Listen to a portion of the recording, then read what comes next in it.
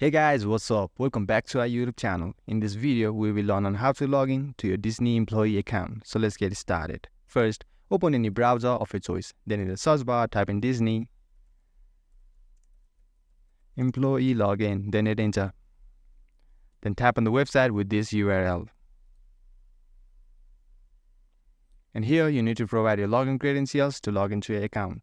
So type your company email or your ID in the text field given for it.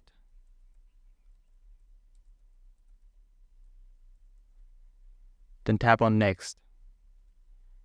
And now you need to provide your password to log into your account. So type a password in the text field given for your password. Once that's done, tap on this login button and you will be logged into your account successfully if you got your credentials correct. And guys, that was it. I hope you found this video helpful. Give this video a thumbs up if you did and subscribe to our channel TechUp for more contents like this. Feel free to drop any of your queries in the comment section below. I'll get right back to you. And don't forget to hit the notification bell to never miss an update. Thanks for watching and see you in next video.